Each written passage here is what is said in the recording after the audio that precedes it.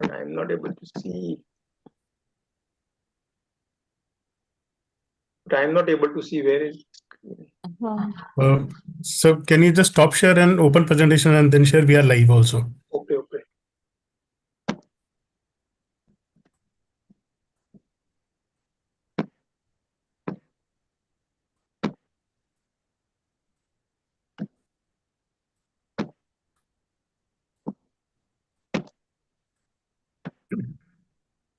Yes.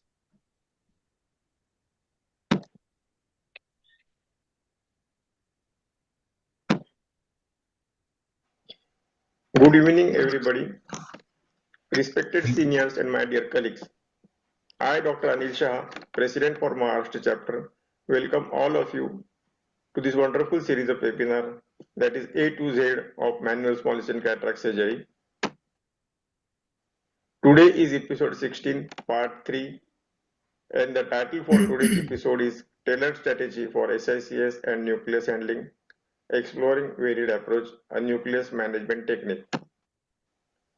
The aim of our SICS webinar is to popularize SICS by series of webinars to enrich our knowledge, to emphasize how SICS is safe, cost-effective with minimum learning curve, to emphasize its usefulness for community basis, to involve expert surgeons to share their experience and knowledge, and to make SICS interesting and a popularized technique.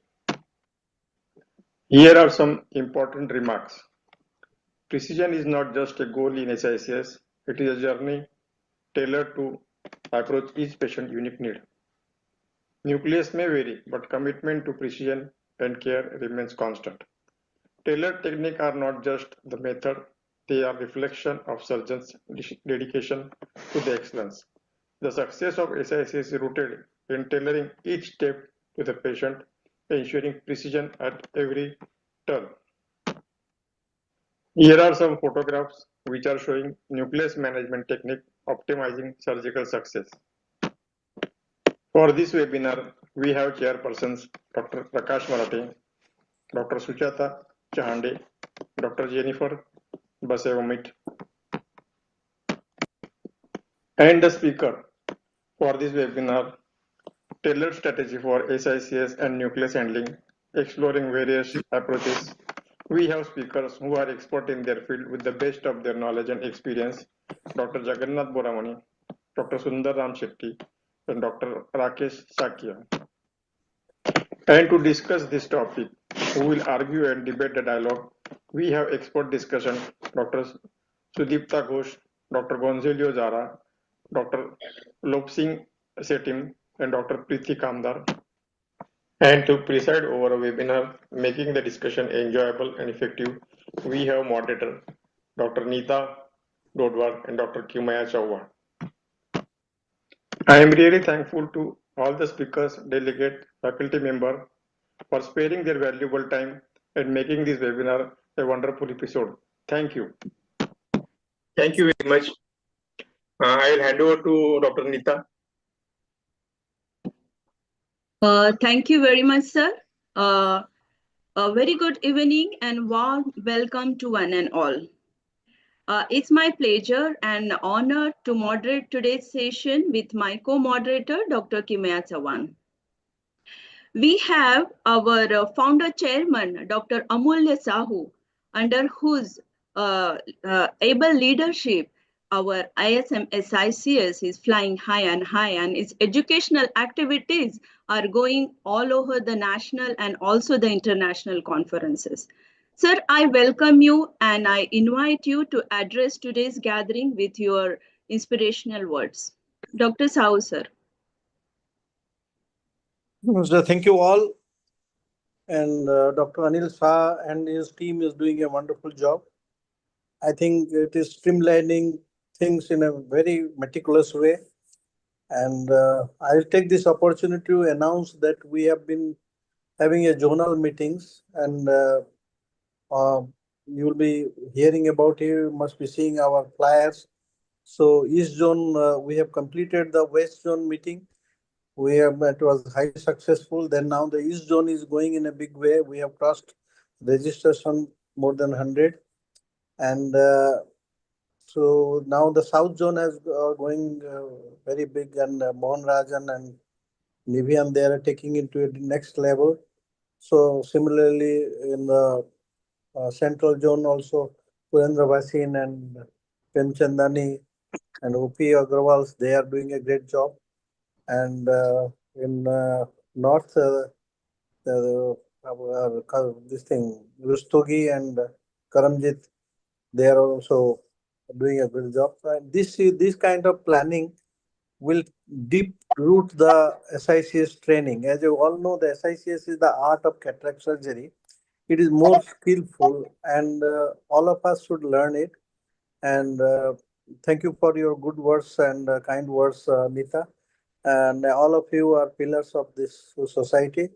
And I'm really happy and feel proud that we have got brilliant people in these platforms. Thank you so much. Yes, thank you so much, sir, for those inspirational words and the information. Now we have the Executive Chairman of ISMSICS, Dr. Jagannath Boramani, with us.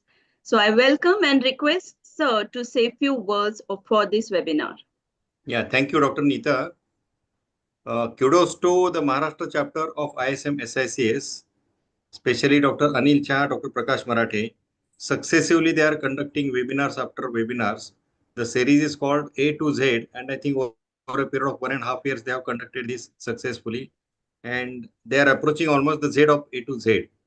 But this was really very informative webinar. So many aspects of the SICS were thoroughly discussed in each and every webinar. Even a small aspect like superrectus suture also had a lot of discussion on that topic. So I should thank Dr. Anil Shah specially for conducting all these webinars. And without wasting much time, I again hand over to Dr. Nita. Thank you very much, sir. We have Vice Chairman Dr. Parikshit Gopte with us. He'll be joining shortly. Next, we welcome President Dr. Barun Naik, sir, Chief National Coordinator Dr. Satanshu Mathur, sir. And we have a Secretary of ISMSICS, Dr. Deepak Mishra, National Coordinator Dr. Aarti Heda. We welcome you all. We have a very eminent ophthalmologist who will be chairing today's session. We have Dr. Prakash Marathe, sir, Dr. Anil Shah, sir, Dr. Sujata Chande, Dr. Jennifer ma'am. So, short introduction of Dr. Prakash Marathe, sir. He is the chairman of Maharashtra chapter of ISMSICS. He is a past president of Indian Medical Association, Pune, and also past president of Maharashtra Ophthalmic Society and Pune Ophthalmic Society. He is a member of Medical Legal Committee and past MC member of AIOS. He is a recipient of many prestigious awards. Recently, he is awarded with BOA Gold Medal in 2024. He also received President's Appreciation Award by National IMA and President's Appreciation Award by IMA Maharashtra for consecutive so many years. He also received President's Special Felicitation Award by IMA Maharashtra and also awarded with Dr. Asha Kelkar Award by Pune Ophthalmic Society. So with this introduction, I invite as the chairman of Maharashtra chapter, please say a few words. Good evening, everyone. Respected founder chairman of ISMSICS, Dr. Sahu sir, then executive chairman, Dr. Jagannath Boramani, my dear friend, Dr. Anil Shah, then other chairpersons and speakers.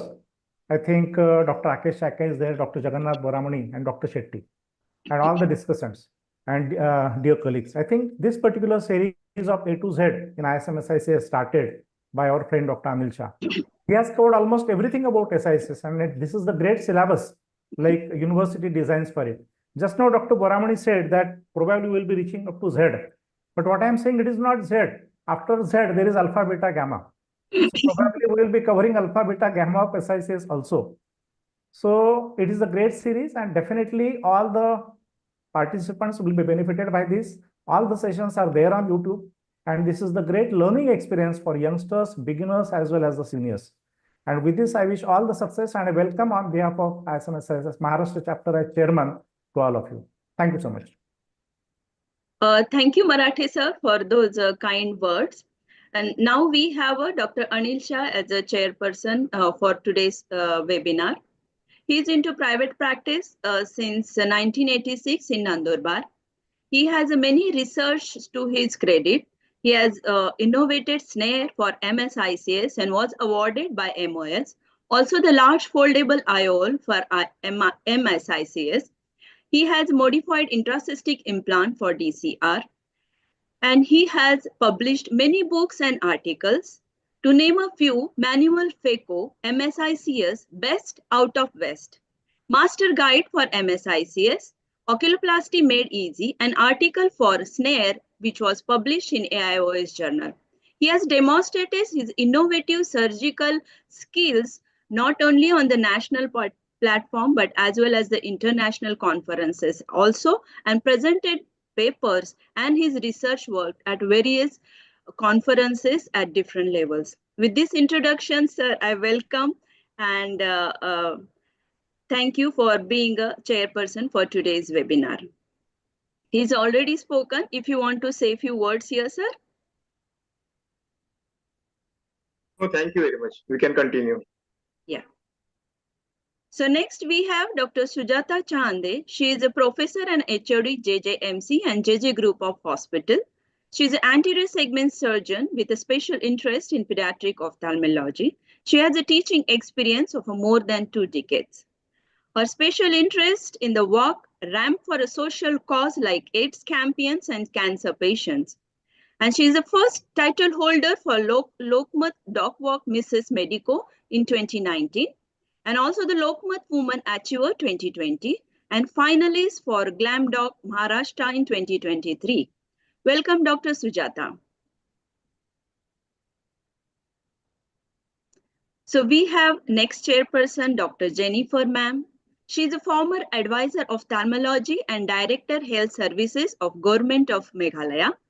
She is pioneering ophthalmologist and first eye ophthalmologist from Meghalaya tribal communities. She is a founder of Bansara Eye Care Center. She is an innovator in eye care. She has initiated school eye screening and comprehensive eye camp across the Meghalaya since 1993.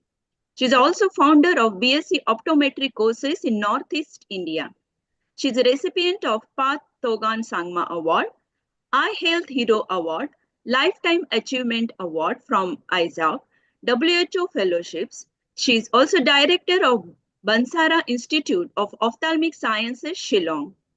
She is at present president of Society for the Promotion of Eye Care and Sight, past president of ISAC, former vice president of Vision 2020, immediate past president of Meghalaya Women's Alliance, and she holds various leadership positions in Lions Club International District.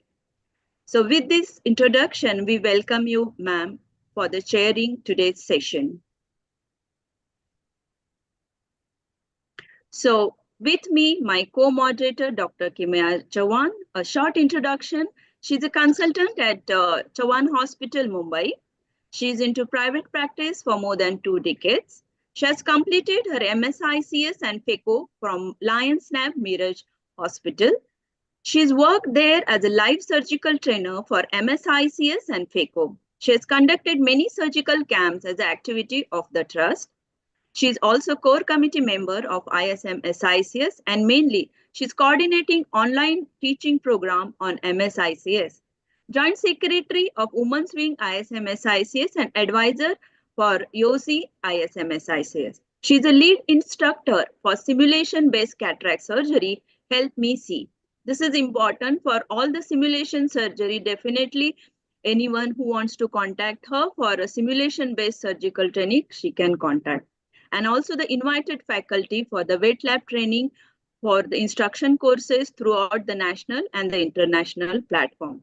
With this, Dr. Kimya, my co-moderator, welcome, and please take over the session. Thank you so much, Neeta. I should also introduce you now before introducing the speakers. So Dr. Neeta is a gold medalist from Rajiv Gandhi Health Sciences, Bangalore. She is SICS and FECO Fellowship from Lions Lab Hospital, Miraj. She has done even fellowship from Medical Retina, short-term cornea observership. She presently is working as medical director at Brahma Netralaya and Guruneet Welfare Foundation, Mumbai. She's a visiting surgeon at Prasad Chikitsa Ganeshpuri, advisor Yosi, Joint Secretary Women's Wing of ISMSICS, presented many scientific papers at all levels of conferences. She's invited faculty for wet lab training as well as instruction courses through ISMSICS, and mainly she's awarded as Woman of Substance by International Society of ISMSICS in 2022. So now let us see our speakers. We have three speakers, Dr. Jagannath Boramani, Dr. Sundaram Shetty, and Rakesh Shakya. So we have Boramani sir, who is Executive Chairman ISMSICS. He has won 6 awards in Moscone. He has received Santa Vision Award in IISc 2004, Best Publication IJO in 2022. He has live surgical demos, wet labs, and talks in various conferences. Surgical innovations of his closed chamber manual phaco-fragmentation, customized instant cataract surgery, and endo-expression of nucleus. He has 6 chapters, 6 textbooks he has written, and publications in peer-reviewed journals too. He's a past editor of Journal of ISMSICS, past president Navi Mumbai Raigad Ophthalmology Association, and he's a key organizer for Moscone 2016 and all these CCC conferences which we have held. Next, we have Dr. Sundaram Shetty. He's the chairman and medical director of Globe Eye Foundation Eye Hospital. Graduation is from Karnataka Medical College, Hubli in 1976. He's a fellow of Royal Victoria Eye and Ear Hospital in Dublin, Ireland, and 45 years of significant contribution in community ophthalmology, cataract eradication, and training in MSICS. Welcome you, sir. Thank you. And now we have Rakesh Shakya. He's a consultant cataract and glaucoma Sadhguru Netra Chikitsalaya in Chitrakoot. He has done short-term fellowship in glaucoma and cataract in NHS Moorfield, London. He performed more than 1 lakh cataract surgeries and more than 15,000 glaucoma surgeries. That is incredible, sir. He's expert MSICS simulator reviewer in Amsterdam. We had this program there, so he was there for the reviewer. He has achieved the gold medal for exemplary work in field of ophthalmics education from BOA and iAdvance. He has many best paper videos and best video awards and paper awards in regional and national conferences. He has trained over 100 ophthalmologists in glaucoma and cataract surgery. He is certified faculty for DNB ophthalmology in SNC, conducted more than 150 instruction courses, and always invited faculty in all conferences almost, and perform live surgery at various international platforms as well. We welcome you, sir. Then we have the discussants. Dr. Neeta, you can take over from here. Yeah, we have a very eminent ophthalmologist to discuss today's topics. Welcome Dr. Sudipta Ghosh, Dr. Gonzalo Jara, Dr. Lobson, and Dr. Preeti. Welcome you all, and we look forward for your great discussion. Dr. Sudipta Ghosh, she's an ophthalmic surgeon from R.N. Tagore, Kolkata, West Bengal. She's an ex-fellow and clinical researcher, senior residency at the Royal Victorian Eye and Ear Hospital, Melbourne, Australia. She's an ex-fellow of glaucoma at Westward Hospital, Sydney, Australia. Her interests are cataract, glaucoma, medical retina, and pediatric ophthalmology. She is at present state head of Women's Ophthalmologic Society of Bengal, joint secretary of ACOIN, and the secretary of West Bengal chapter of ISMSICS, and managing executive member of ISAC, executive member of Kolkata Association of Ophthalmologists, and associated editor of JOSWB, and reviewer of various national and international index journals. Welcome, Dr. Sudipta. Next slide.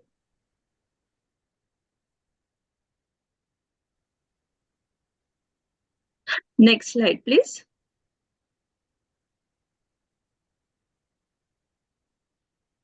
Dr. Kimaya. Just a You're moment. muted. I'm stop share and sharing it because it was Yeah. not getting shared. Just a moment. Dr. Gonzalo Zara is there. It is not getting shared. Just a moment.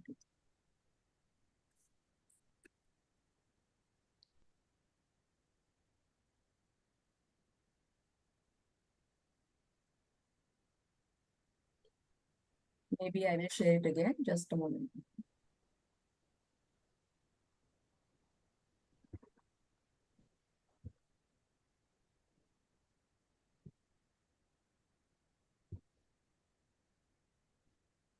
Dr. Gonzalo.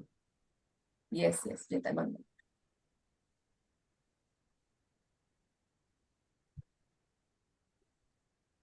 Yes. So welcome Dr. Gonzalo Zara. He's a specialist cornea in anterior segment, cataract and refractive surgeon. He works at Hospital Regional Temio Clinica Ophthalmica, Temio, Chile. Next, we have our discussant, Dr. Kimia. Please go ahead. Yeah, Dr. Lobsang is a fellow of Sir Ratan Tata Medical Research Foundation, Chennai. He has a fellowship in general ophthalmology at Sri Shankara Deva Netralaya, Guwahati, Assam. He has done short-term fellowships in pediatric ophthalmology and strabismus in Arvind Eye Hospital. He has done Commonwealth Consortium Fellowship in pediatric ophthalmology and strabismus in Royal Victoria Hospital in United Kingdom. He has done training in orthoptic examination and pediatric ophthalmology in Austria. Then oculoplasty and orbital and lacrimal surgery in Japan. Then also he has attended a program observership in South Korea. International Ophthalmic Heroes of India Award in 2019 by AIOS. He's organized more than 1,000 screening eye camps and 10 surgical eye camps and operated more than 40,000 cataract surgeries. He's a president of Arunachal Pradesh Medical Council and Joint Secretary Eastern India Zonal Ophthalmological Congress. Then we have Dr. Preeti Kamdar ma'am. She is a glaucoma specialist from Mumbai. Dr. Kamdar's Eye Clinic in Matunga is a 100-year institute and is a center of excellence for glaucoma and retinal diseases. She was honored as a Woman Achiever in 2021 by Government of India under the Beti Padhao Beti Bachao initiative. She is invited as a faculty for national and international ophthalmic conferences. Teaching is her passion and is involved in teaching postgraduate students all the time. She is Joint Secretary of MOS. She is a West Zonal member of Glaucoma Society of India. In 2024, she was honored by ACOIN for her work in the field of glaucoma. She conducts popular online courses in perimetry, OCT, and medical management of glaucoma. Welcome, ma'am. Thank you. Yeah, with the great discussions, introductions. Now we'll come to the actual topic of today's ISMSICS webinar.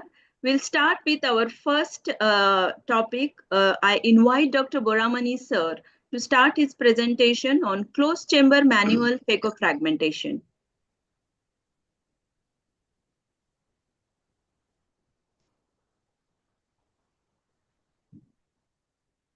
Yeah, can you see my slide? Yes, sir. Yeah. Yeah, it's good. Now, this is a technique devised by me way back almost 25 years ago, the closed chamber manual phaco-fragmentation with axe chopper and blade chopper.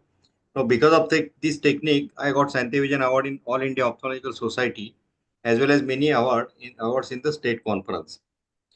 I have designed one instrument. It looks like any other ophthalmic instrument, like the handle is exactly like other instruments. But if you see the tip is modified and the tip looks like an axe. In Marathi, we call it as a kurad. So it is a very mini kurad, mini axe. And this axe has the dimensions of about 0.3 millimeters by 0.3 millimeters, so that this can be passed through a side port like small incision. So this instrument I use for breaking the nucleus in a closed chamber. Let us see how. Now, initially, most of the surgeries are under topical anesthesia. I operate with AC maintainer. So the AC maintainer is always attached at the lower limbus. There is a side port on my right side. I am right-handed surgeon. The incision may be either frown, straight or anything with a regular scleral tunnel, a funnel-shaped tunnel. So after the capsular axis, the nucleus is not totally prolapsed. Preferably, it is prolapsed in such a way that at least the right or right and inferior portion of the nucleus remains in the capsule or at least behind the iris. I'll tell you the reason why. Now the chamber is a closed one. The tunnel is not open into the antechamber.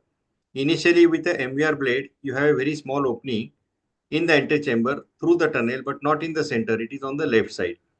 Now through this small tunnel, the iris repository is passed and it goes behind the nucleus. And this axe chopper is passed through the side port and comes in front of the nucleus. At this stage, and with a curvilinear motion, the nucleus is fragmented. So at this stage, when you are fragmenting the nucleus, the chamber is fully formed because there is continuous flow of the fluid from the antechamber. There are only two openings. One is the side port on the right side, which is about say 0.9 millimeter, and second is side port like opening which is done through the internal lip. So this, at the time of fragmentation, the chamber is almost closed. So the fragmentation becomes little safe. You are working in a deep chamber. Almost all the fragmentation techniques, our techniques are open chamber techniques. You have to open the tunnel fully and then fragment the nucleus. But this is a closed chamber technique. So the repository is passed beneath the nucleus. The chopper comes in front, and with circular curvilinear motion, the nucleus gets fragmented. This is the side view, as if you are viewing from 12 o'clock. The axe chopper, the tip is in front of the nucleus. The nucleus is tilted because the repository is lifting the nucleus. If you see the first half of the motions, the instruments are approaching each other. So this maneuver helps in the fragmentation of the nucleus. But once the nucleus gets fragmented, these fragments are pushed away from each other. So this way the curvilinear action of both the instruments should take place. So this is how the fragmentation takes place, and the nucleus are now then separated from each other. So let us see a few videos. Now this is one of my old video wherein I used to do with antechamber maintainer. So there is a small opening now through with MER blade. The repositor goes behind the nucleus. Sometimes you have to lift the nucleus with chopper.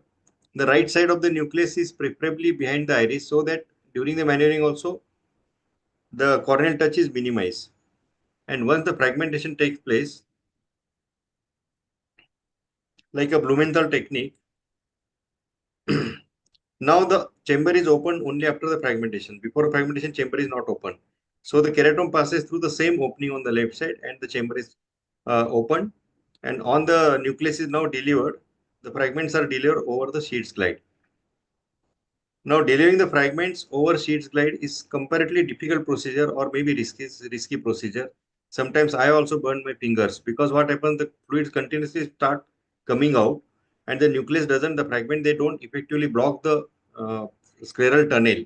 So sometimes what happens, chamber suddenly collapses, you can get the capsule rupture also. And I was not doing this technique for many years because I have got another technique which is called as the endo expression of the nucleus. But of late I have started doing this technique also with the AC maintainer, but with I am using a visco also. So these are some of the recent videos. The tunnel is dissected, nucleus is partially prolapsed. You can see here the nucleus is behind the iris. This is the initial opening with the MER blade through which the repositor is passed. The axe chopper comes from the right side. Repositor goes behind the nucleus, and now you fragment the nucleus. Now every time the nucleus doesn't get fragmented exactly in two pieces, sometimes there are multi pieces also. But even if a small chip comes out, that helps. I'll show you how. Now again the chamber is open, passing through the same opening. Keratome is not in the center, it is on the left side. And then the tunnel is totally open. Now at this stage, I use viscoelastic and I am doing now visco expression because visco expression for a fragmented nucleus is comparatively safer. So at this stage, during the fragmentation, there was visco in the chamber, but the AC maintainer also was on, the chamber was closed. But at this stage, temporarily the AC maintainer is closed now. Otherwise, there is a sudden gush of the fluid coming out. So AC maintainer is closed and I am filling the chamber with visco and extracting the nucleus only with viscoelastic.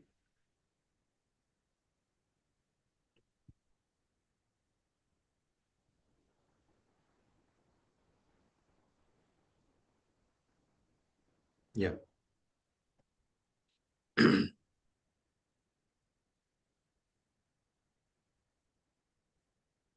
This is the third video. There are only 4 videos. If you tell me to stop, I can stop anytime. Now here the incision is very small one. It is a curvy, very extremely curved incision because I use the technique of customized incision. So according to astigmatism, my incisions are of varied shape. Repositor goes behind the nucleus, axe chopper in front. Nucleus is C. Again, the right part is behind the iris. It is a tilted nucleus, not totally in the antechamber.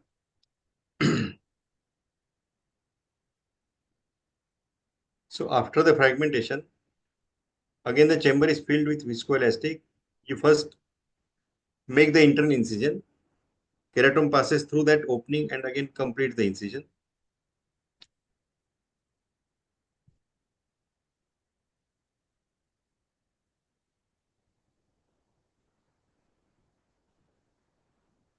And now I am doing the visco expression of the nuclear fragments.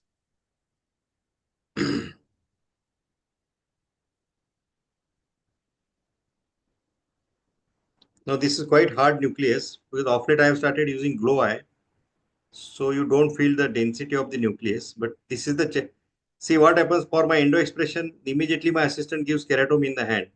So many times I don't switch to MER blade, and with keratome also you can have a small opening as shown in this case.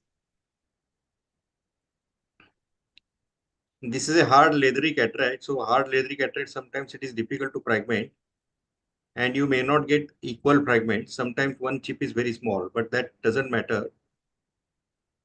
Now here there is difficulty in fragmenting the nucleus because it is a little leathery and hard cataract. But ultimately I'm succeeding in creating one small pie of nucleus. So this much also is sufficient because then the nucleus can come out. The internal incision is not completed.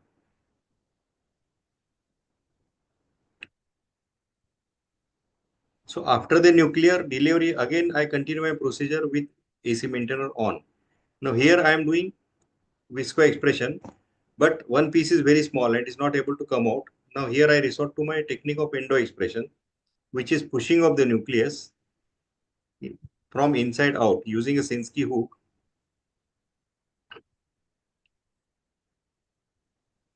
The nucleus is pushed out because here the friction is borne by the walls of the scleral tunnel. So this is a combined closed chamber fragmentation as well as endo expression of the nucleus because one of the piece was very big.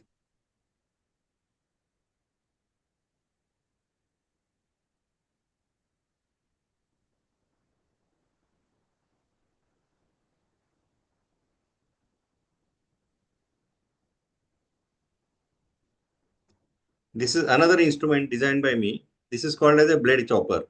Now here, instead of axe at the tip, there is an elongated blade. The dimensions are again 0.3 millimeter width, but the length is almost 6 millimeter. So this is like a blade, elongated one, which can pass through a side port.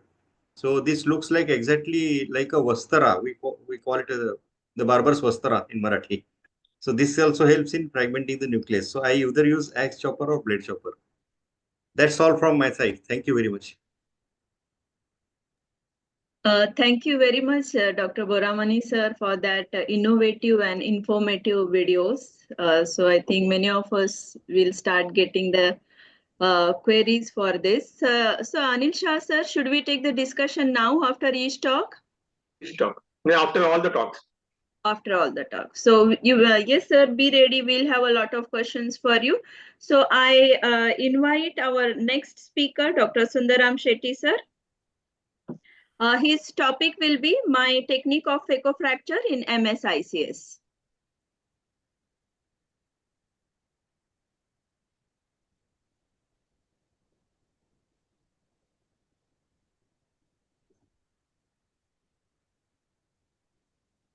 Meanwhile, everyone can prepare the questions and keep it ready at the discussion time because we may forget once the topic is changed. There is an issue there, I think. Here I made a mistake. So you can stop sharing and you can restart. Restart, sir. Am I sharing it now? No. No, sir. No, sir. It stopped sharing now. Yeah. So you can do Now again, share it again. Here. Okay. Yes. Yes. Now I'm okay, lah. Yes, sir. Okay. Good evening, everyone, and thank you very much, Jagannath Boramani, for inviting me to be part of this wonderful meeting session. Like what we did, I think, 2 years back. It was fantastic, exploring all these different ways of doing SSCS, right from anesthesia, sclerocorneal tunnel to nucleus management. So thanks for the invitation, and then I'll go ahead and show my technique of phaco-fracture, which I've been doing for so many years now, 25 years. As we know, I divide the nucleus into two pieces in the entry chamber before delivering it through the sclerocorneal tunnel. So why do I fracture it? Why do not I take it in total? The answer is in two parts. Basically, the objective of SSCS and all other methods of cataract surgery is to remove the cataract with minimum trauma to the internal structures in the eye and implant the IOL, leaving behind a minimum post-operative surgically induced astigmatism. This is the point we are all, stressing on. So there are two challenges to achieve this: the size of and the hardness of the nucleus, the design of the tunnel, which, weaker the tunnel, easier to deliver the nucleus, but higher the surgically induced astigmatism. Tighter the tunnel, difficult to deliver the nucleus, but lesser will be the surgical induced astigmatism. In hard big nucleus and tight tunnel, fracture comes to our aid. So this is our astigmatic neutral sclerocorneal tunnel, which we practice in our center from many years. It is a 6 mm wide tunnel, 3 mm long in the center, which is biconcave in shape, located on either side of the mid-limbal line and also in the superior-temporal quadrant. Preferred quadrant is superior-temporal quadrant.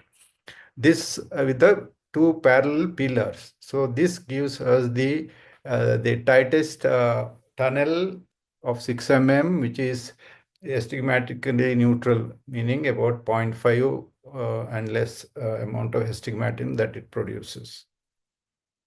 So with this being the tunnel, we are benefited by this method of echofracture rather than taking the nucleus in total. So, but the nucleus management we do according to the density and the size of the nucleus. As I show you here, grade 0, 1, we do visco expression, but all grades of cataract can be fractured and taken out, but it is not necessary. Grade 2 and 3, again, phaco sandwich is good enough because we have very soft epinucleus, which will not resist the exit from the sclerocorneal tunnel. It will get sheared off as the hard central nucleus comes out. Here also you can try doing the phaco fracture. And grade 4, 5, and 6, definitely phaco fracture, because unless we weaken the tunnel, this nucleus is not going to come out in toto. So in fracture also, as I said, there are degree of difficulties depending upon the softness of the cataract. It will be easy in the earlier grades of cataract and moderate in mature and white cataracts, whereas it's difficult in hard brown cataracts with no cortex or a mature cataract with the rubbery nucleus, difficult to break it like in complicated cataracts. I use only two simple instrument is one wire vectis and Sinskey hook or a lens dialer is all that is required. If you see carefully the wire vectis, it is not tapered at the tip, or the widest part of the vectis is near the tip, not in the middle of the fenestration, so that the tapered end of these vectis will not go under the iris and catch it. So that is a slight modification to this vectis. Let us see some of the surgeries which we do, keeping this technique in mind. When it comes to a very soft cataract, we do a visco expression. So a cannula loaded with visco is, we take it beyond the nucleus so that it produces a positive pressure that will start pushing the nucleus towards the tunnel. And during this time, you can also, break it mechanically, which will easily break, or recreate an, hydrodelamination kind of situation. And it comes out as it molds through the tunnel and comes out without any much of a issue. That is visco expression. And now we have the sandwich technique as well. Same way, tip the edge of the nucleus to take the vectis under it. As you see it, the vectis doesn't go to the other end of the nucleus. It's, it just goes beyond the center. So the widest part of the vectis is under the center of the nucleus, so that when you catch it, it doesn't wobble. I can play it again for you. Sorry. See, the vectis doesn't go to the very end of the nucleus. It is right under the center, so that the lens nicely sits on the vectis. So while delivering it, it doesn't wobble. So here comes the phaco fracture. We have a, say, grade 2 or 3 cataract. We tip, edge of the nucleus, and vectis goes right behind the center, and a dialer scores over the nucleus little across, so that in case the nucleus gives way, the the dialer does not go through the fenestration and cause injury to the posterior capsule. So it looks very easy as you see it. It is easy. There are 2-3 things you have to keep in mind. That is, one is that you remember there is a space as deep, as much as the depth of the anterior chamber available for us while passing these 2 instruments. This space should be divided between the front of the nucleus and behind the nucleus. Don't put too much of visco on the top, so that the nucleus will go and sit on the posterior capsule. That is not okay. So put a little in the front and little in the behind, so that the nucleus is right in the center within the visco, so that there is enough space for the vectis to pass through. And take care that the vectis goes along the posterior surface of the nucleus, so that it doesn't direct towards the posterior capsule. And as you see it, it is most of the nucleus right up to the brownest as translucent. So you can still visualize the vectis through the nucleus, so you know where the vectis is going, how far forward it is going. As I said, it should be just beyond the center of the nucleus. Widest part of the vectis should be under the center of the nucleus while bisecting, so that it doesn't wobble. And this dialer, once it goes through the surface, there is a groove there. Next time when you are passing it, go through the groove, so that it stays away from the corneal endothelium. And at any given stage, if you find that there is a loss of anterior chamber, please replenish it with enough of visco. HPMC is preferred because it nicely covers the endothelial surface of the cornea and protects. And passing of the instrument is so much better. Now is the visco also, you can separate this piece and simultaneously maintain the AC from collapsing. We'll go to the next one, which is slightly more harder than the first one. And here again, as I said, visco little behind, little on the front. The vectis goes in line with the tunnel, where the dialer goes in a slight angle. Tip the edge and take the vectis, beyond the center and start scoring over it. Do not press too much, take time and do it. And a little attachments like this, so complete separation is ideal. These are all one of those, days when you have 30, 40 cases to operate, you become little lazy. You can see those, broken these attachments. Ideally, you should have 2 separate pieces, and which can be easily done actually. So the other one is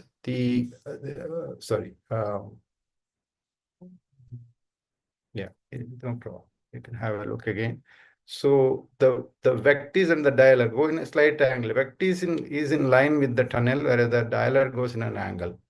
So that, even when the nucleus breaks suddenly, the dialer will not go through the fenestration.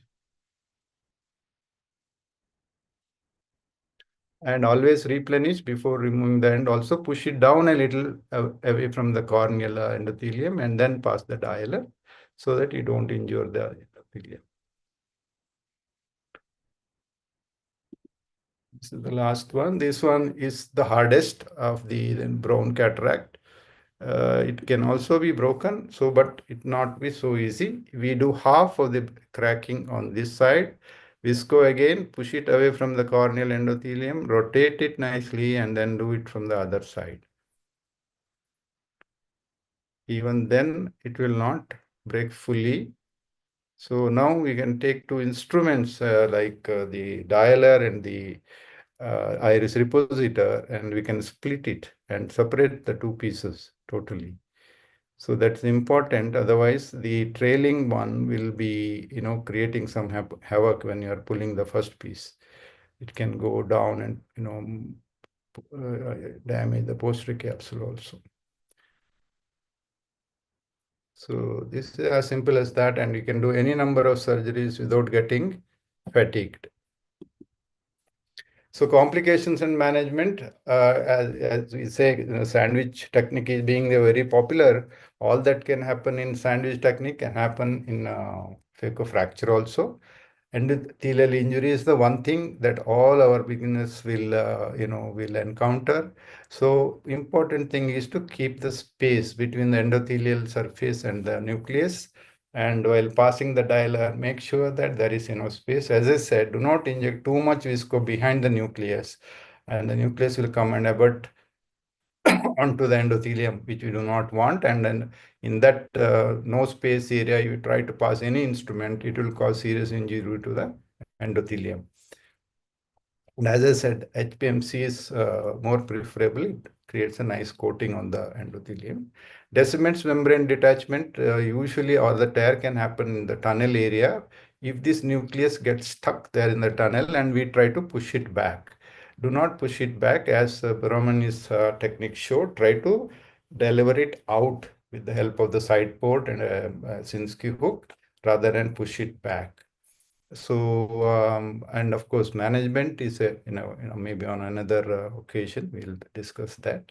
And iridodialysis can happen if you are not careful, if you're not watching the vectis where it is going. If you push it too far down, if it goes behind the iris, beyond the nucleus, that is when you may catch the iris, and when you are pulling the nucleus, you may also pull the iris and produce iridodialysis. That's why it should be visible to you. The whole vectis tip should be clearly visible to you before you start delivering the nucleus. And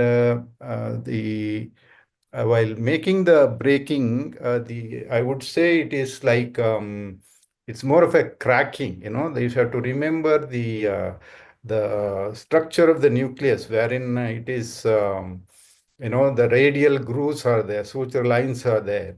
When you are the scoring comes to the center of the nucleus, third core nucleus, you try to apply a little more pressure there, you will see that the nucleus cracking, in the line of the suture line. So that's why we call it, fracture it, the nucleus, and it does happen. It usually gets, little difficult at that central posterior plate that even phacosurgeons struggle to crack. So here we have a support of these vectis underneath, so we can apply enough force to break that. And also there are slight modifications I can do, like visco. You can inject between this gap and separate it, or take a 26 gauge needle cystitome and use the sharpness of the needle also to break that attachment if need be. And PCR is very, very rare, and because it is deep down there, and the vectis is not going anywhere near it. It is only behind the nucleus. As I said, you should feel the posterior surface and go forward. But if in the beginning, if you are hesitant, the visco will start coming out as you have a 6 or more of tunnel open. So if you are delaying it in passing the vectis, the visco will be lost and the PC will come upwards and it will hit the vectis and cause damage to the PC. That's why do not hesitate also. If you suspect that AC is collapsing, come out and reform everything, create the trishanku for that central for the nucleus in the visco, and then go back and deliver it again or crack it again. So the take-home points are that fracture goes hand in hand with astigmatic neutral tunnel. As I said, astigmatic neutral tunnel is very resists to open. In a sense, it will not allow a big nucleus to come out so easily. So we have to have these two going together if you want to have a good astigmatic control on the tunnel. All grades of nuclei can be bisected as I showed you just now. Keep optimum space above and below the nucleus all the time during bisection to protect the corneal endothelium and posterior capsule. And HPMC is a preferred OVD. Somehow I prefer it also if it is the Helon or the elastic type 1, instrumentation is difficult. The whole visco seems to be going in front of your vectis. It doesn't go through it. It's a scary experience I had. So I gave up, and so I only use HPMC. Make complete two pieces of the nucleus before pulling out. As I said, that attachment should be severed as much as possible so that the other trailing nucleus doesn't create any havoc and cause injury inside. More than two pieces are not beneficial. Two pieces are ideal because as I see it, if you make it into four pieces, the width of the piece will not reduce. And also you may lose them behind the iris and all and get into trouble. Getting out becomes a problem. Finally, I would say to be a complete SICS surgeon, you need to know fracture. Thank you very much for the opportunity. Thanks to the organizers. Thank you very much, sir, for that excellent demonstration of a fracture. First, we had seen a fracture in a closed chamber, and we had seen a fracture once after opening the sclerocorneal tunnel. Now, let us see how to complete our MSICS surgery quality and safe in just 2 minutes. With the superfast surgeon, Dr. Rakesh Sakya, please go ahead with your talk. So, my slide is visible? No, you need to click on your slides and start. Your screen is visible. So, my screen is visible? Okay. Yes. Yes, sir. Yeah. Doctor, can you do me a favor? Can you stop share for a minute? Yeah. Stop share. First, open the presentation, pause, and then share, please. Okay.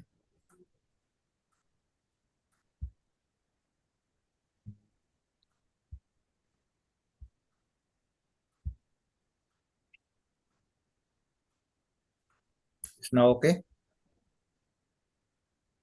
Yes. Yes, sir. Yeah. So I'm very thankful to especially Anil Shah sir and especially Boramani sir and Amul Shah sir, because to actually giving the opportunity to present this type of presentation, because this is not a technique safe quality SIS 2 minutes, because this is the need in our hospital and need in India. So actually just I practice this technique because this technique is used worldwide. So this is the short history, as you know, the couching technique, and the couching technique actually the 800 BC actually developed by the Indian Susruta, mainly the Maharshi Susruta. So after that, there are the many modifications is done. When I was actually visited the Cairo, and this is the oldest documented case throughout the history for the cataract. So why the MICS is very useful and very need for slightly fast, because our country actually large population where the unmet need of the cataract surgery is very high and demand the cost effective, fast and reliable method. MSICS provide the most benefit of the phaco at the reasonable cost and limited time. So the cataract surgery is, as you know, this is not emergency surgery. Why to do it fast? So actually, this is the old data. Actually, it is 2005 data actually. So this is the blind people in India, the 9 to 12 million, and blind due to the cataract is about 50 to 60%. And number of the blind people actually added about 3.8 million due to the cataract. But when we see the recent data, the prevalence is also actually 50 to 60% in India. And according to the many study, only 14.85% general population had the cataract, And out of the 76% actually get surgical treatment. So the 23% actually remain. So this is the backlog. So we can actually say that the India actually the target in the last 23 and 24 is 9 million. So but in the annual number of the surgery performed in the 2003 and it is about 6 million by the December 2023. So the backlog is also increased about 3 million. So why this reason actually when we actually going in the camp, so this is the condition. And nowadays in our hospital also this type of the condition. And you can see the data actually that more than 1,000 people is admitted in our hospital. The 60% are small incision and 30-40% are for the phaco. So the above data signify that the need for the safe, affordable and fast cataract surgery with limited resources and large population. So actually I am searching, actually we are actually initially we make meetings and the searching the which technique is slightly faster, because the phaco-fracture technique and other the technique actually developed by the Boramani sir and other surgeon is very amazing, because to reduce the tunnel size and reduce the astigmatism. But this technique is actually we use the same incision and same instrument. So I'm just sharing my video after stopping the this.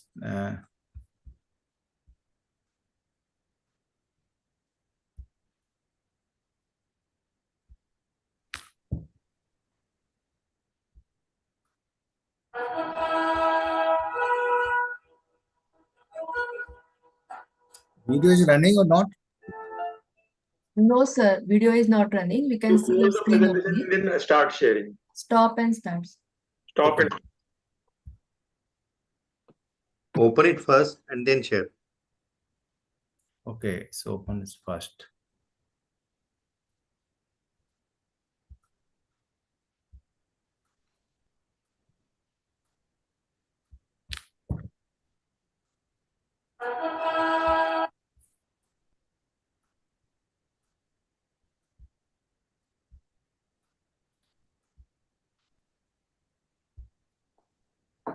Now the screen is visible. Okay. yeah, Yes. yes. Yeah, now yes. Yes. It's running. So this is the immature cataract. This is my unedited video. So initially I make a side port and then put the Basco and deepen the chamber. After tightening of the this rectus and then make a 6 mm conjunctival incision. And after that we make an incision with the help of 15 number blade is about 6 mm. And with the help of the crescent, we actually go up to the slightly make a side pocket. It is the 6 mm incision and internal incision is about only the 6.5 mm. And after that with the help of the keratome and then cut it up to the side pocket, and with the help of the atrata forza we make a rexis. It is our circular axis and it is slightly bigger, more than its phaco. And with the help of the hydrocannula, we just prolapse the nucleus into the antechamber. And then put the Basco behind and over the nucleus. And with the help of this irrigating vectors, we deliver the nucleus. And with the help of the Simcoe, we just remove the cortex properly from the side port. Also, we can use for the cleaning of the nucleus and even the back. So after that, we put the Simcoe cannula in the side port, and then put the oil in the bag with the help of this Simcoe. So this surgery actually completed less than 2 minutes.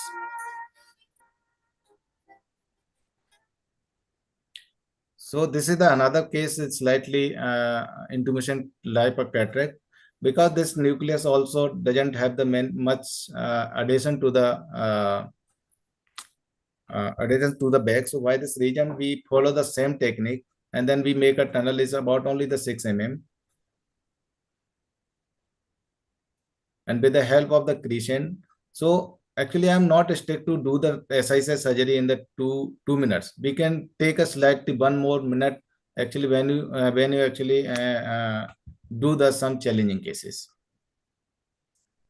So this is all my unedited video, because the 70 and 80% cases we can do slightly faster, because all surgeon actually follow the same technique.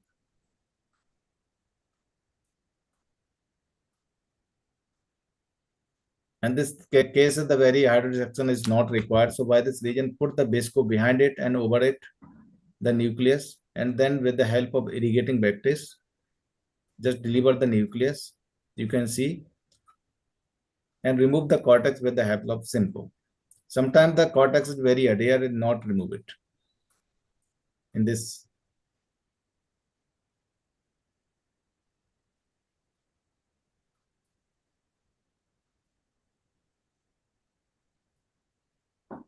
and I always put the lens in the bag, in the hydro. So by this region, the chamber is maintained with the help of the centrifuge. We can rotate the oil, because the leading haptic in the bag, we can rotate very easily.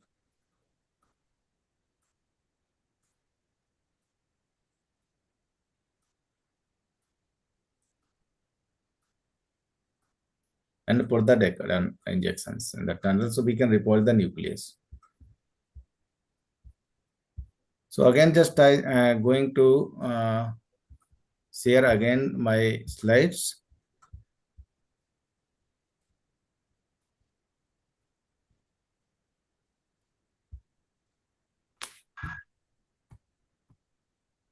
So actually the SICS actually you can it is the actually has the actually universal even applicability, because they can do the all type of the cases. So we know the surgical induced astigmatism is slightly more in the cases of SICS, but we can minimize by giving the incision in the steeper axis and front incision more toward the sclera, and a smooth tunnel and a smooth internal entry, and using the modified technique modification. So we can let the Dr. Parichat Gotke sir actually do the meta-analysis. So they conclude the current meta-analysis actually indicate the similar results between the phaco and SICS. Even in the visual acuity and intraoperative and post-operative complication, endothelial count is the same. So, and also after the considering saving the surgeon time and the easier and the safer learning curve and the cost effective. And other technique actually developed by the Dr. Sahu sir, and this is very 2 mm technique, and it is also reduce the techniques. So how to develop this skull? Why we can do the cataract surgery in the 2 to 3 minutes, because the good surgical technique and fixed surgical step. Because in the all in the every actually the fellow is joined in our institute, so we actually initiate with the how to hold the conjunctiva, how to actually make the incision. So we fix the surgical steps. So why this region? So these are the all surgical step actually. Thus follow the all fellow, my fellow actually follow these steps. So during the training period, every surgeon follow the same protocol. Gradually with the time, surgeon develop the skill do the surgery safely and fast. So actually we have the wet lab, very good wet lab. So and we have the 26 modular theater. And approximately we can do the 800 to 1000 surgery per day in the winter season especially. And in the last 5 to 7 years, we can do the more than 1 lakh surgery when the 100,000 cataract surgery in particular financial year. So our vision actually in our hospital actually vision is service to humanity, mission to food for hungry, and clothes for destitute, and sight for the blind. So why this region, this technique actually use the biovector testing is very important, very simple and easy to learn. So actually we actually here the 1000 cataract surgery actually admitted in our hospital. So only the 20 to 20% or I think the 20-30% we can do the phaco, but in the all cases we can't do the phaco multiplication. So why this region? We can follow this technique. So and then every fellow follow. So they are the way can divide the cases into the 2 parts, like some complicated case and some simple cases. So the simple cases we can do very easily and fast. Thank you so much. Yeah, thanks. Thanks, Dr. Shakya, for that wonderful demonstration.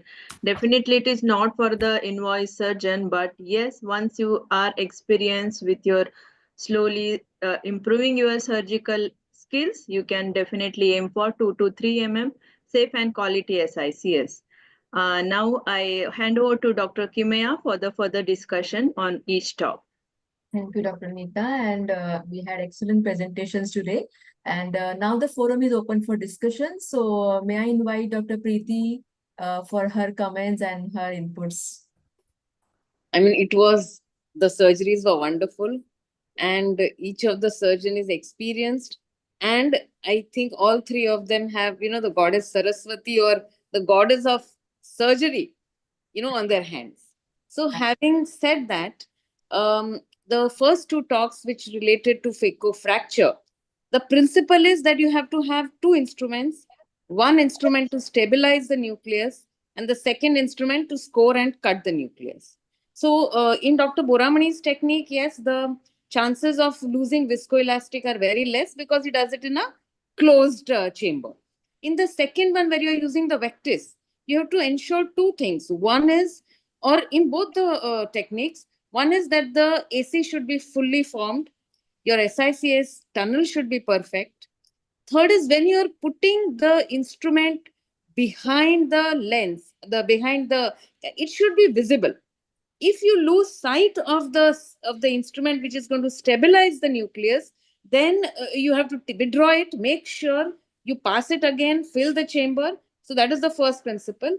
Second is, when you're using the vectis in an open tunnel, don't press the posterior lip. If you press the posterior lip while inserting the vectis, the visco will gush out and you will lose the chamber. So those things. And of course, these techniques have to be followed after you have reached a certain expertise in your SICS. Not for the novice. And also, when you make two fragments, while removing the fragments, align the fragments. The length of the fragment should be perpendicular to the incision. Then it blocks the incision completely. If it doesn't block the incision completely when you are visco-expressing it, the visco will spill out from the sides and the nucleus will stay where it is. So excellent surgeons. And so these were my comments on the techniques and what you need to take care. And after Dr. Rakesh is like the 2-minute thing is not for everybody. He's a gifted surgeon. So as he himself has said, you don't need to, in Bombay where you're operating maybe 2-3 cataracts a day, you don't really need to hurry and do 2 minutes. Take your time, get a good result, and you will become better. No, maybe not 2 minutes, but maybe a 10-minute surgeon. So, but he's a gifted surgeon. Time is not the measure, but in his hospital, yes, you need to be fast. So all three surgeons have had wonderful surgeries, and congratulations to all three of them. Thank you. Thank you so much, ma'am, for the wonderful inputs. And yeah, absolutely. 2-minute surgery. That was incredible. Yeah, we have our next discussion, Lobsang. Dr. Lobsang, are you there? We would like to hear you, sir. Am I visible? Yes, sir. Absolutely. Yes, sir. Yeah. Thank you so much for having me. Excellent presentations by Dr. Boramani and Dr. Shetty and Dr. Rakesh. So in the Boramani's technique of fracture in a closed chamber, so I'd like to only stress that we have to use judicious use of viscoelastics to prevent the damage to the endothelium, and also because it's in the closed chamber, so we have to be very careful. First, we have to know that the AC parameters we have to know before surgery. Preoperatively, we have to assess the AC depth. If AC depth is very less, I think this technique may not be that advisable. And with Dr. Shetty's fracture technique in an open chamber, I think he has done it in a very, very lucid way. So I would only stress that two things we have to look into if we are doing this type of techniques. First is to prevent endothelial damage, and also to see that you don't damage the iris, because sometimes what happens that we don't see the vectis going behind the lens, and then sometimes we while taking out, then iris comes and we end up in a large iridodialysis. So that also has to be looked into, and the size of the incision that we plan usually will depend on the hardness of the nucleus. We have to assess the hardness of the nucleus first, and then we decide on the size of the incision. And the last presentation by Dr. Rakesh was excellent. He is a very prolific, high volume surgeon. But then, as already the first discussant had narrated, it all depends on the situation. Because if you have 100 cataracts to operate, then you have to do it in a very fast way. But supposing if you have only 5-6 surgeries, then you can take your own time. But time is not important for any budding surgeon. First, we have to focus on the quality of the surgeon and outcome of the surgery. Then only slowly, when we master the surgery, then we can fasten our own surgical time. So we have to first focus on the quality of the surgery. Then later on, when you become an expert surgeon, then you can say you are a 1 minute or 2 minute SICS surgeon. Yeah, thank you so much. Thank you so much, Dr. Loksang, for the very important salient points.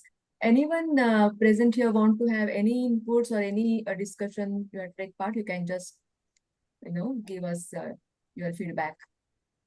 Anyone from the chairpersons as well, if you want to say anything about the topics today. I think, may I say something? Yes, please. These three stalwarts are known for their techniques across the country and internationally. Like Jagannath Boramani has got his own technique of astigmatism, and Rakesh Shakya is 2-minute man. I think the way 2mm surgery is by Dr. Sahu, which is famous one, the same way Rakesh Shakya. And Dr. Preeti, as she said, one can be 10-minute surgeon, but it has to be wonderful surgery. But he is a gifted surgeon, and the way he does that particular thing, and he's from Chitrakoot. I have seen his work in each and every conference. It is a wonderful presentation by him. But then doing all the steps flawlessly without any inhibition, I think he completes within 2 minutes. He doesn't aim for 2 minutes. I think that is his technique. Yeah. And Dr. Jagannath Boramani's innovation about his particular instrument is also very much unique. The way our Dr. Anil Shah has got his snare technique. And the same way Dr. Shetty sir also has presented his own way, his particular technique and his tips. So it was a wonderful webinar overall, and all the discussants also gave their inputs in a nice way. So it was fruitful for each and every delegate, and hopefully everyone is benefited by this. Thank you. Thank you, sir. Dr. Jennifer, ma'am, would you like to comment on this? Look, can you hear me? Yes. Yes. I mean, I'm just, I'm really very grateful for being invited for this to this webinar. It's really wonderful to see such fantastic surgeons, in their own way, how they have done the surgeries, and showing very well that, Dr. Boramani, sir, he has shown, that it can be an excellent, I mean, better than FECO, because of all the points which has been highlighted very much in a closed chamber surgery, and then really taking care of the cataract surgery. So we can claim that it can be a refractive surgery. So, I mean, and also Dr. Shetty has really shown us good techniques, and also the one that the 2-minute surgery, yes, definitely it's meant only for hospitals like Chitrakoot and Arvind, and because of the volume, they have to be like that. And they became more experts. The more you do, the better you become. So that is it. I think I'm very, very happy that I could attend and witness all these fantastic surgeons showing the skills which can enrich our all the surgeons, junior as well as the seasoned ones. Yeah. Thanks. Thank you, ma'am. So, Dr. Lobson, you have any queries? Your hand is on for the. Is it so? I think by mistake. Dr. Preeti? Yeah, it's like I wanted to ask each of the, particularly Dr. Boramani and Dr. Shetty, how many surgeries did they do before they went on to fragmentation? It is important for a person who is starting the surgery to know that this is not something which you do in your first 25 or first 30 surgeries. So how many did you do, Dr. Boramani, before you started doing fracture? No, as long as you don't develop confidence, don't venture into anything. But somehow I am little adventurous surgeon. Whatever new techniques I am trying in my private practice. I am totally into private practice. Sometimes I feel sorry. Sometimes I have burned my fingers, but I have done all my adventures in my private practice. Even the customized incision, U-shaped incision, everything is in my private practice only. Now, as far as my technique is concerned, initially I was fascinated by Dr. Blumenthal's mini nucleus technique. So I wanted to adapt the AC maintainer. So 1997 onwards, I think I started AC maintainer. And in the same year, I started doing surgery under topical anesthesia. The advantage of AC maintainer is that you don't need viscoelastic. Mostly you can do the capsulexis also without viscoelastic, and the nuclear delivery also without viscoelastic. The major advantage of not using viscoelastic is that you can avoid TAS-like complications, because most of the TAS, the toxic entry segment syndrome, is associated with viscoelastic. Even if viscoelastic is sterile, most of it is derived from animal this thing. So the protein reaction can be there. And Blumenthal's technique can be done without any viscoelastic. So I was also trying to avoid viscoelastic, and I was using this then closed chamber maintainer fragmentation with axe chopper without viscoelastic. But then delivering a fragmented nucleus over a sheet slide is very difficult, because in Blumenthal's technique, the nucleus is undivided and a round one. It effectively blocks the scleral tunnel. Then the pressure is built up in the entry chamber. If the nucleus gets fragmented, the edges are ragged and the fluid starts seeping from the sides. So with the sheets glide, the chamber becomes very much shallow. Even if you try to take a small fragment over a sheets glide, it is extremely difficult, because the fluid just starts gushing from the sides, but the fragment doesn't come out. So I had almost abandoned this technique when I developed my technique of endo expression of the nucleus. But of late now, I am again developing this, doing this technique also, but using a lot of viscoelastic, because it becomes absolutely safe with viscoelastics. And at the end of the surgery, you have to wash the viscoelastic. And as Dr. Shetty said, HPMC is a very good viscoelastic. It coats the endothelium also very well. And when I do the fragmentation, it is combined antechamber maintainer and viscoelastic. So the chamber is extremely deep and you are very safely away from the posterior capsule as well as the endothelium. But then once the nucleus get fragmented, it is better to use viscoelastic, do visco expression, or maybe with the, like Dr. Anil Shah does with the McPherson type forceps, you can take it out, or over vectis also you can take it out. As far as the 2-minute surgery, I want to just pass a comment, because it is very good for Chitrakoot-like institutes. Dr. Preeti has talked about 2-3 surgeries, but that is also a distant dream for me. If I operate in 2 minutes, if I do very fast, I'll spend some time in the OT and then come out. Otherwise, patient will pay me only 2,000. Actually, sir, sometimes patient is actually become aggressive, because the patient always said to me, इतनी देर में तो चाय भी नहीं P पाते हैं patient आपके सारे. How much time you take for washing up this thing? Washing your hands and don't dipping yourself. Actually, That is also 2 minutes. it is actually That can't be 5 2 minutes. minutes. And sir, Boramani sir, I have one question for you, sir. Yeah, Is there any, sir, complication during this technique? Yeah, complication can be, see what happens. Both the instruments are very fine instruments and you are pressing the instruments against each other. Sometimes if you are not capable, careful, there is sudden tumbling of the nucleus. Okay. Like the nucleus get tumbled. So that you have to be careful. Gently you have to lift the nucleus, and instead of straightway cutting it, you just pass the chopper like this. Gently make it a curved motion. At one stage, it fragments the nucleus and then it tries to push the fragmented. I showed in my animation. It tries to push the segments against each other. I never had any tumbling, but a person who is not used to it can suddenly tumble the nucleus. That can be major and hazardous complications. Sir, my question to Sundar sir, actually we use the phaco only the two parts. And the doctor Anil Saha actually make the, if the nucleus is hard, they use the snare technique to cut the Yes. nucleus in the three parts vertically. So we can remove the nucleus in the very small size of the tunnel. The problem with the small parts is there is the risk of it, disappearing somewhere behind the iris. So Yeah. you are safe to divide it into two parts. And as I said, if you make it into four, the width will not become less. It will still be, half the width. And you have an open end, like a mouth, that pie. And that is difficult. Sometimes piece of the nuclear, this thing will start coming out.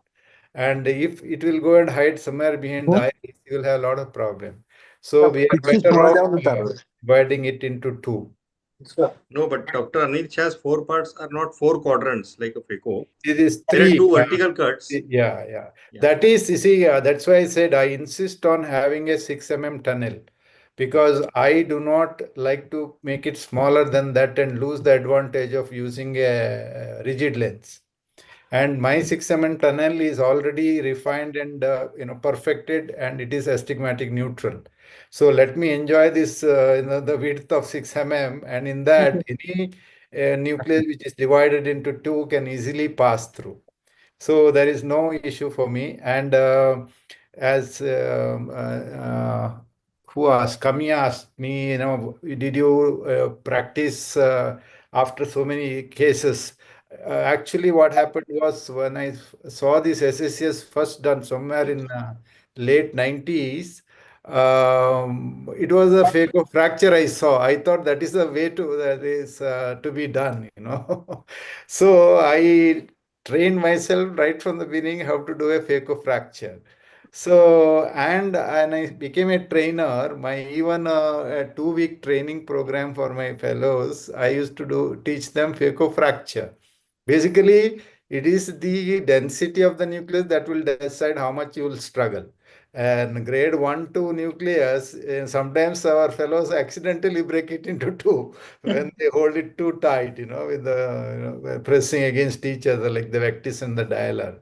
That is when I also realized that this nucleus, by only pressure, it can crack. Not necessarily have to cut it. Earlier, I was using one, I used to call it as a bisector. It's a wedge-shaped one, and cross-section is like a reversed pyramid. So I used to use that, I used to cut thinking that it is, it needs to be cut. But as I realized, as it comes to the center, a little pressure on that, that core, these cracks radiate to the periphery. So then I started using the dialer. Sometime along, I even used this 26 gauge cystitome that we make for capsulotomy. Even that works very well. But the danger with that is it has a very sharp edge and the tip, while passing through the tunnel, if you engage anywhere like the decimates and all, it causes severe trauma. So as dialer is sharp enough and blunt enough to not to cause injury and sharp enough to cross the cracking. So and it works in all cases. I might have done more than in my account there are about 1.5 lakh surgeries so far. Out of that, I think about 1 lakh something I have done through this technique. So there is no problem there at all. And that's why I'm so confidently recommend anybody to perfect it. And as mentioned clearly, the visibility of the vectis is almost always there. Because even the densest nucleus you can still make out where the vectis tip is. And the shape of the vectis is extremely important, not a pear shaped or a spindle shaped. It should be a dumbbell shaped meaning near the tip, it should be wider, so under that slight bend, so that the nucleus nicely rests on it. And the center of that, the vectis, where the widest part is, and the center of the nucleus should be in line, and the dialer, all three should be in line. And at that moment, you apply a pressure, it doesn't wobble, and nucleus will not fall off and cause injury. And also, it will produce that crack, as I said. And first score may be on the surface. Second onwards, it will be through the substance of the nucleus. That's why there's no danger of this dialer hitting the endothelium. So even for just a minute, even for soft cataracts, you use this phaco-fracture technique, or exactly. This is how you learn. You use it, learn to do it, as you also mentioned. It's a bimanual technique, so you should know how to use two instruments, two hands, the vectis and the dialer. Try it on a very softer cataracts, and which easily can come through sandwich technique. So you keep on, break it and take it out. And for me, a tunnel which is stretched, even though it is structurally strong, it will produce more astigmatism. The tissue will heal secondarily, and it will produce scarring and lead to more astigmatism. So any time when you are removing the nucleus, let the tunnel not be stretched. So that's why even a softer cataract, breaking and taking out all is definitely good for the tunnel and the astigmatism. So can we use the plate vectis instead of wire vectis during the cracking? See, the wire vectis has an advantage because of the fenestration. Since the posterior surface of the nucleus is curved, some part of the nucleus will be within that fenestration. That means you get more space on the top. Okay. Suppose you use a plate, in the whole of the nucleus is over the plate, then you lose space on the top of the nucleus. Okay. So even you can use irrigating vectis also. That would also make the chamber stable. Yeah, that's a good. Basically, hard cataract is hard for a ultrasound vibrating probe like phaco probe, but with metal instrument, any cataract can be cracked easily. Here, there is no invisible energy. I always say it's only if you touch only there is an injury. If you do not touch, even micron space is available, it is still you have not touched it. So whereas it's not so in ultrasound, there is so much happening in the entry chamber. So that's why many times you think that you might have touched it, but post-operatively you will know that you got away. So that's why, as I said, this visco causing a layer under the over the endothelium also helps, because an abutted nucleus is not so bad. A nucleus that rubs the endothelium, it can cause more injury. So when there is an abutting of the nucleus, do not have to really panic. From the side, you inject visco and make the nucleus slowly separate from the endothelium, you are okay. But if you use the vectis and against the endothelium, you pull it, you are causing a rub, then you are going to cause serious injury to the endothelium.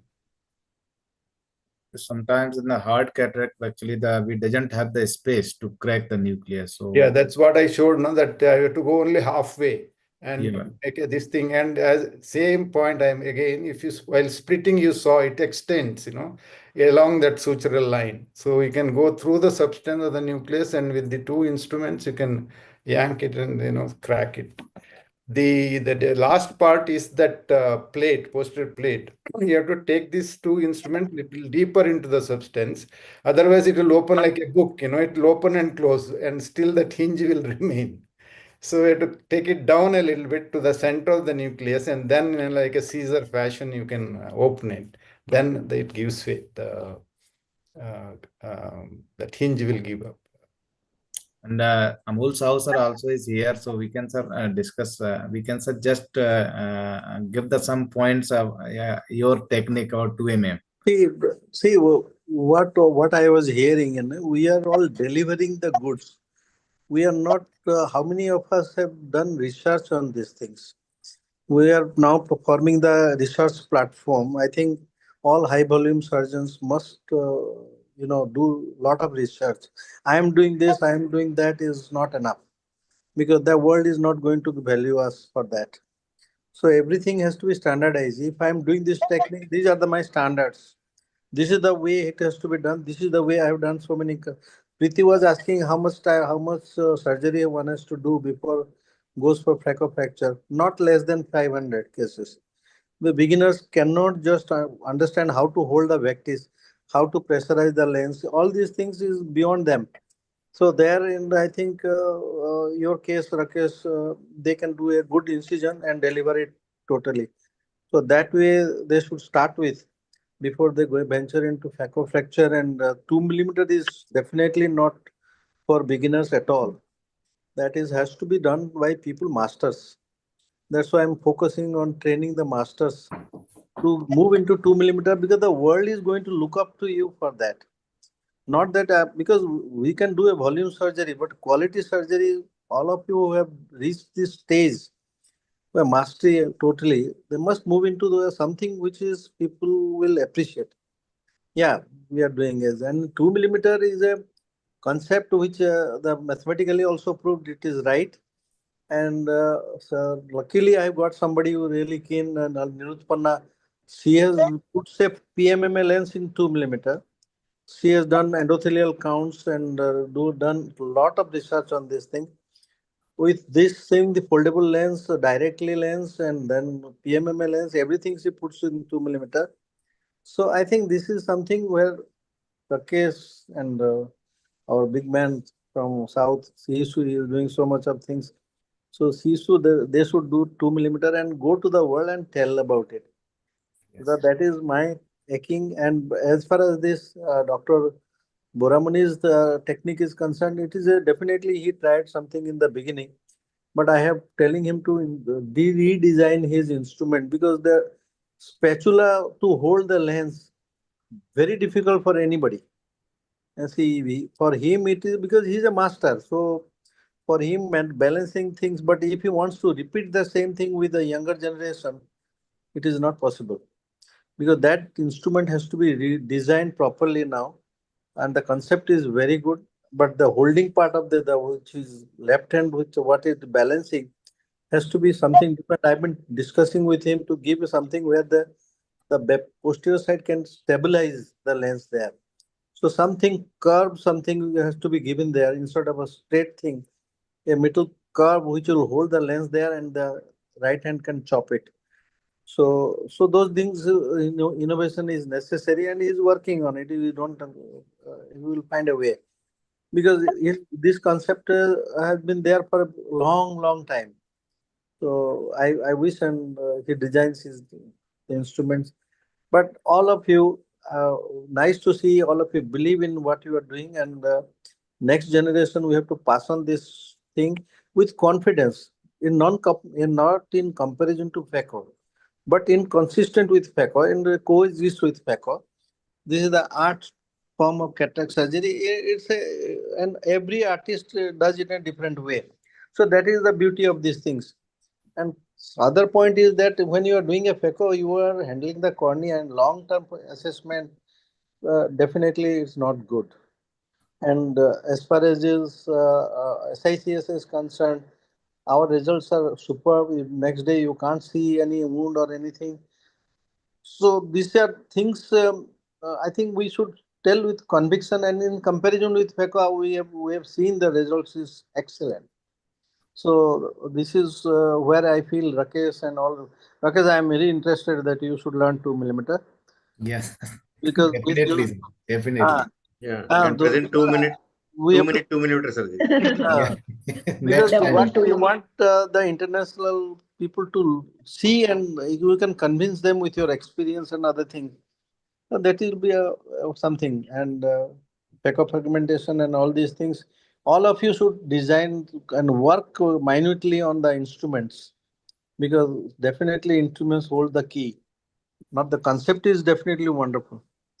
So my other we are following Amulya, the platform. Sauji, I want to ask, why did you choose 2 millimeter? Even phaco surgeons go up to 3.2. But that was 3.8. see when I was doing this thing, when I started this organization, I said why the people should follow this organization. And then I went on trying with a lot of Bhaktis, redesigning it. Plenty of redesigning went on, and then subsequently I said, unless I do that, that is what Haldi Kupurkar said when I demonstrated 3 mm in Natarajan's place. Haldi Kupurkar gave me in writing, if you do go anything below 3 mm, the world will have to find another. Fecosurgeon has to find another way. So I that was a challenge, and then I went to 2 mm and proved that it can be done wonderfully. Because so No, you have to forgive me. I am little, inquisitive. In that, you are measuring one part of the wound that it is 2 mm, but your two back cuts are not counted. You are not counting the inner opening. You are only measuring one part of this wound and saying it's a 2 mm tunnel. How does it? see, if you give a tangential cut, it becomes almost 5 to 6 mm. Because if you give two parallel cuts, the outside wound remains within 2 mm. Now, what you are getting is the space in creating a pocket. So you are not changing the external wound more than 2 mm. If the parallel cut has to be there, so that has been proved mathematically, and ergonomics Nilutpanna has developed with the IIT person, and they have proved it is right. And the stretching of the wound, so many mathematical calculations she given there. So but if you give a little tangential, then the wound becomes different. No, It has, basically in SICS, whatever is the tangential component of the wound means perpendicular to the radius. That is also considered as the length of the wound. For example, if I say 6 mm prawn incision, it is a direct distance between the end of the incision, the cord length of the incision, 6 mm. But if you run along with the incision, it is not exactly 6 mm, but Cord length is more. so similarly in Dr. Sahu's technique, there are two parallel back cuts, but the end to end, if you directly measurement is 2 mm, because that tangential component of the wound takes part into the astigmatism, inducing the astigmatism. That is why it is called as 2 mm. But if we actually measure the complete incision, or if you run across the incision, it might be almost 6 mm also. But in SSS, when we say 4 mm, 6 mm incision, it is a cord length of the incision. And in my opinion, the internal incision might be a big one, but only the cord length of the incision and the distance from the limbus is that takes part into the astigmatism. astigmatism. The more you go away from the limbus, the astigmatism induces less. See, in my tunnel, I have given emphasis on the inner opening and the side pillars. So I bring the tunnel right on the limbus, and I get away with the no astigmatism as long as I maintain that design as I showed you. That is a parallel pillars with a smile inner opening and a anti-smile outer opening. The smile inner opening goes parallel to the mid-limbal line. Have So you we maintained place this tunnel, it is astigmatic neutral. have you maintained the records? Yes, I have got all the cases recorded post-operatively. Minutely questioning yourself about the astigmatism part, because then if you have done this kind of surgery and astigmatism is not there, that means you are contributing something in the frontier of knowledge. Yeah. So we will love to see that. Absolutely, because I delayed my learning phacoemulsification because of the success of this tunnel. I did not have to bother, switching, because I can do 6/9 vision cases or just a post subcapsular opacity cases, 6 partial. I am not bothered. I do SSCS with this tunnel. And I have got what, maybe 50, 60,000 or more of them in record. Earlier ones were all, it's not as good, well maintained as now.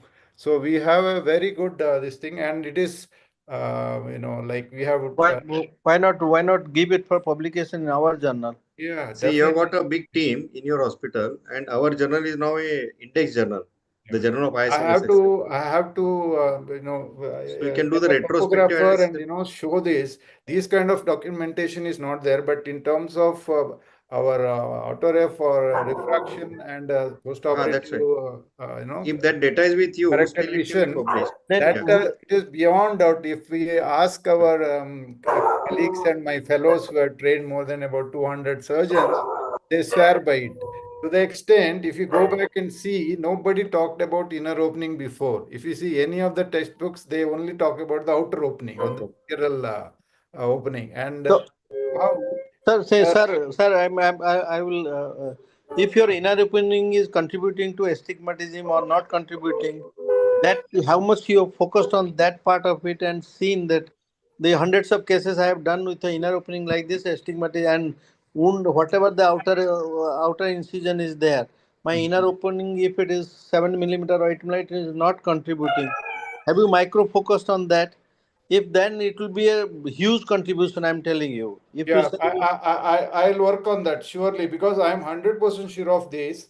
Because even in fake opening, when I do this to 2.8 opening, when I have to convert, I apply the same design. In a sense, I make the inner opening extend parallel to the mid-limbal line, and I come out, as an anti-smile and extend, and I do not even put a suture. The outer opening is bang on the limbus. sir, I accept you are an excellent surgeon. That part is goes for not for talking. What I think the world is going to ask these questions. Absolutely, That I know if that. I your know inner that. opening is big enough, it is not contributing to astigmatism. It has no role to an astigmatism. So that will be something. If you have done the job now, then it will be a great contribution. I'm telling you. Absolutely, I will come back with those details what we are asking. And for me, one clinical test is that after the surgery is over, I apply pressure on the 12 o'clock opposite point at the limbus and press and see what happens to the outer lip of the tunnel. If it is gaping, that means the tunnel is weak. I will If it share. is not I will budging, share tunnel Dr. is Bal. right. So I will share Dr. Bali's number with you. Dr. Bali is in charge of the research platform. So you give him your data to him. Let him analyze, and then before it is published, and then if it is really scientific, and even Rakesh also will be there in the picture. I would like to keep you and Rakesh and Bali, all of you work on these things, and if it is something wonderful, because with your experience something should be left behind for the coming generation. Absolutely. I have left behind a lot of legacy, because whoever has gone through our institution, they swear by it. Sir, it has changed my whole thinking, my practice, because a lot But of them, how many of them are doing research, sir? no, research, I beg your pardon. They are Sorry. delivering the No, that's backlog of right. their Let the case. world know about it. And Yeah. I want to ask you one more question, Dr. Shetty. How many premium ions you put? Like if you are confident in your astigmatism or not Yeah. inducing See, astigmatism. as I told you, I have become a phaco surgeon only from last, less than 10 years. I've been practicing from 45 years. I didn't have to. I happily put premium lenses, no problem. In SICS. My confidence level is, as I told you, 6-9 vision cases. If I give 1.5 astigmatism, then I had it. No. Yeah, that's why. Because see, there are very few SICS surgeons who are putting premium lenses because they are not confident about their induced astigmatism. I am one of them. I put premium lenses. You are putting. Dr. Ravindra is putting. And Dr. Priti Kamdar is putting premium lenses. I'm Dr. Priti, putting. can you share your experience? So what happened is that first I looked at at least 100-200 cases. I looked at my surgical induced astigmatism, and I realized that it's if the pre-existing astigmatism was 0.5 at say 60, post-op also I would get 0.5 at 60. So that kind of, I realized that, and I take a 3.5 millimeter incision with side cuts, the blue benthal side cuts.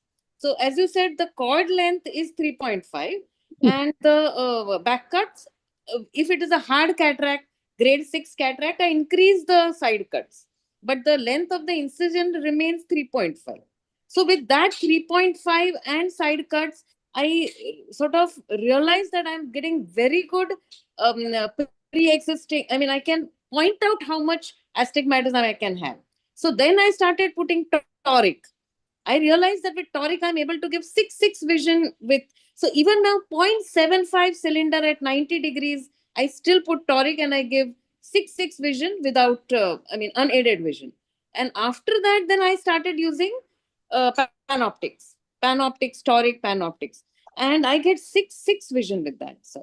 But it's necessary for a surgeon to know your surgically induced astigmatism to start putting this, sir. So at least you'll have to do multiple surgeries, find out your astigmatism level, only then start putting premium IOLs or toric IOLs, sir. Dr. Preeti, are you doing under topical or you give the block? Both. Topical also and block. I mean, if the patient is very apprehensive, then I do. Then I give a block. But which block you prefer? Is it the subtenons or the peribulbar? What? A peribulbar, just inferior, about 5 cc's I give, and that's enough to cause an anesthesia. I'm not really aiming for akinesia. Aiming for anesthesia. Yeah. Yeah, I think that was a very good discussion. We are coming to the end. We'll keep this discussion through our next webinars. I request Dr. Anil Shah to give a quick closing remarks. And then I request Dr. Kimea to head for the vote of thanks. Thank you very much for all the discussion and participant. This webinar is a wonderful episode. The aim of our webinar is to do various types of nucleus management in SICS surgery. We have already done 3 episodes and now another episode is there. We'll do a 4 episode for nucleus management. Actually, nucleus management is one of the most important part in SICS surgery, because if we divide the nucleus and remove it through a smaller incision, then our purpose of astigmatism and although purpose of close to phacoincision is also solved. So we are conducting this type of series of webinars, and now about A to Z, I am about to planning another 10 episodes, because already 16 episodes are there. So 26 is the A to Z. So another 10 episodes will be there. And now the next episode is also nucleus fragmentation, then complicated cataract, then phaco converted to SICS, and so on. And will premium IOL and all. So almost 26 episodes will be there, and hope that will be helpful to all of us. I am really thankful for all the speakers and discussion, and for giving the valuable opinions and valuable surgical tips to the all ophthalmologists and fellow. Thank you very much. Thank you. Thank you, sir. Thank you, Thank you. Shaji, for giving